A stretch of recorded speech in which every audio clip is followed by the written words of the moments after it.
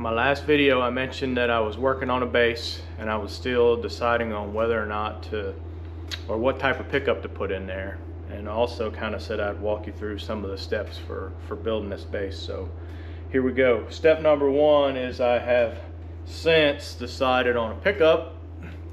And this bass pickup right here, they're wired. These two are wired together, and you usually see them split out like this on a bass guitar. I mean, it's kind of what I picture when you talk about a bass guitar, is pickup spaced out like that. So I got a routing template so that I could route those out. But one thing for doing a 3-string bass, you'll notice this is not the neck, but the neck's going to be the same sizes. Look at how far outside that is. So what I'm working on now is I've made several attempts. There's the first one. There's the second one. There's the third one. To shrink this distance down so it fits better over a 3-string guitar. So I'm still well, I'm at the point now where I need to test this and make sure it's right, because I only get one shot on this box. But now you can see how far outside it looks a little it looks like it's meant for this, which it is. So there we go. I don't want it to look like I put some oversized junk on there. So here's the guitar in the neck in the box. Man, I just can't get over how long this daggum thing is. But I put that template on there and I drew it out. These lines represent if the neck was extended down over the top of the box, just so I could see what it's going to look like. And I think I got my spacing pretty even. Here's the mark where the bridge will be back here. So I'm going to cut this use this wooden template and cut it out on a couple pieces of plywood first, just to hone my skills, and then I guess we're going live, man. This is the scary part about doing cigar box guitar. This is the fun part, but it's the scary part for me. It's a little bit of both, but you get one shot at this, you can't screw it up, man. So I got to make sure I get my reps and sets in before I actually go live. So that's what I'm gonna do. Couple of attempts, about to go live. Wish me luck.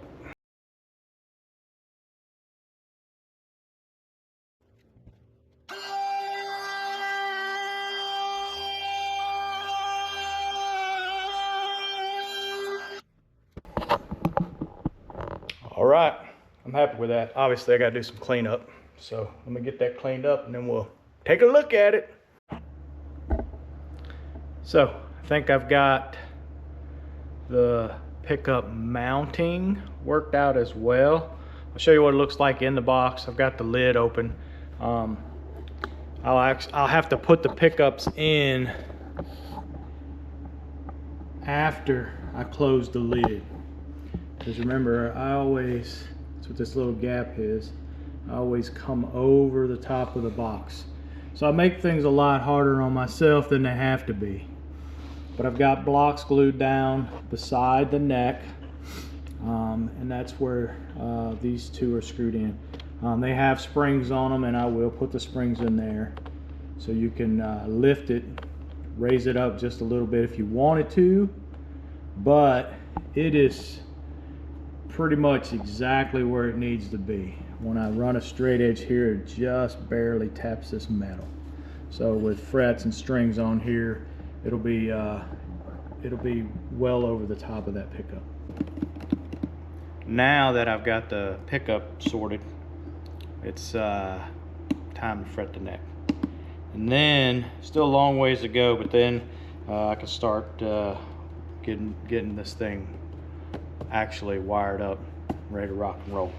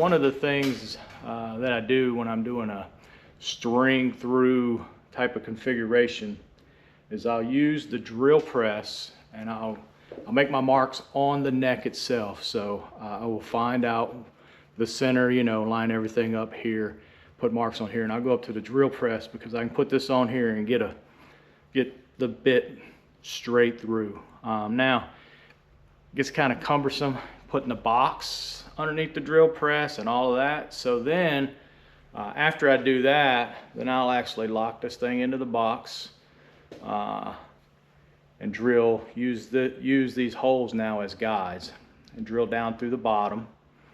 Then I'll clean everything up, close the lid, put this in there like it's supposed to be with the lid closed, and then come up from the bottom into the top.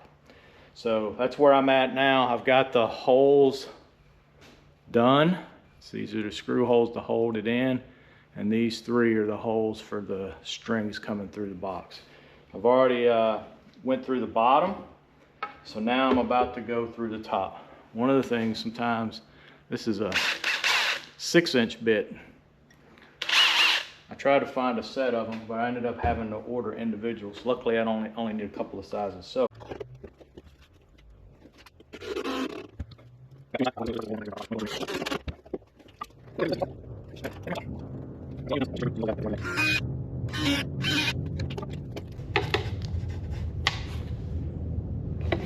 here we go. So the holes are just big enough to accommodate the string. So now I will, you know, on the top and the bottom I've actually got to make them bigger so that it'll accommodate the string ferrules. And on the top, I have some pieces that'll come up. They're just rivets. So I went and got some bigger size rivets. So I'll push this piece out, and this will sit inside these holes. Okay, here is a look at the base finished. Man, this thing is ginormous. It's got the big bass tuners on there. I did the same headstock that I always do. It's got the fret dot markers on the front and on the side. This is a 30-inch scale. I think I mentioned this before. This thing is nice. I did a lightning bolt pickup.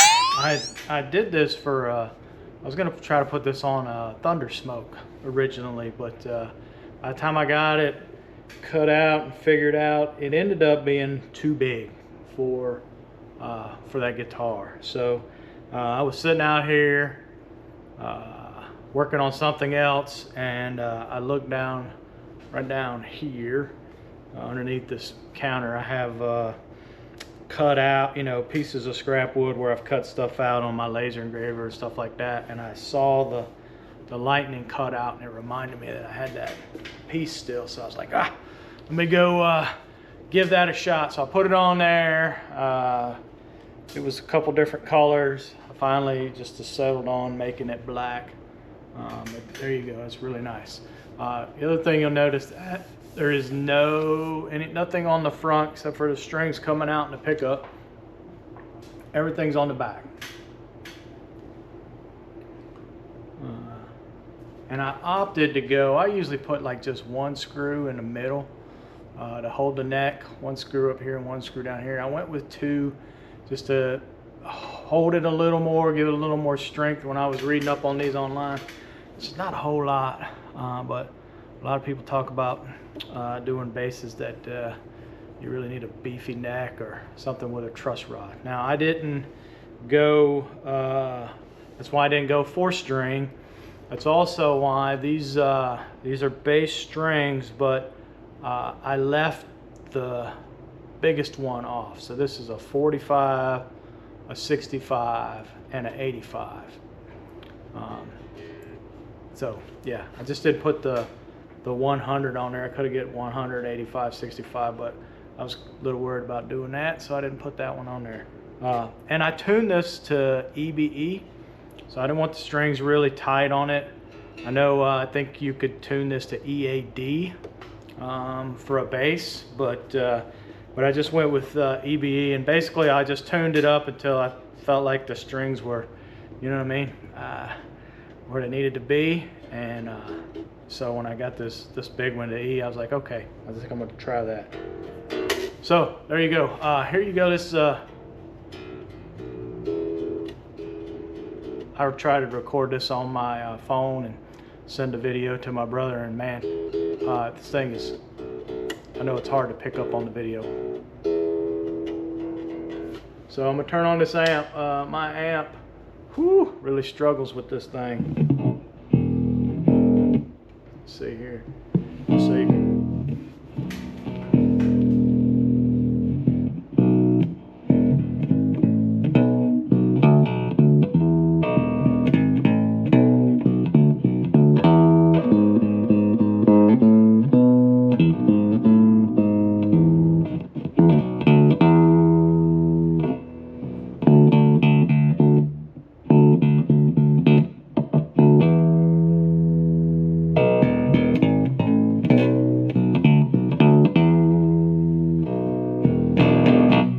Yeah, I don't know how to play a bass too well. I know you usually play them finger style, and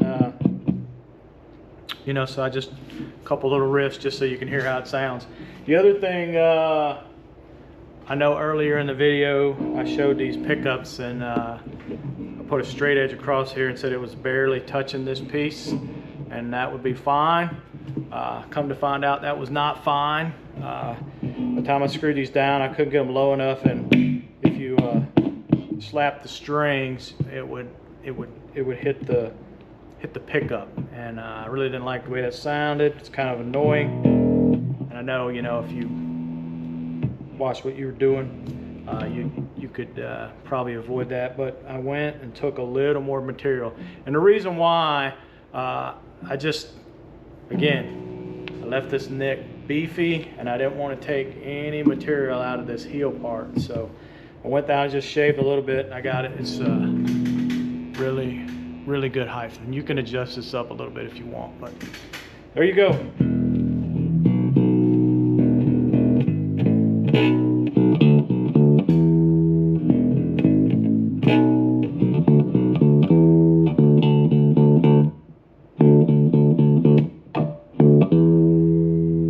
Yeah, I think this thing came out awesome.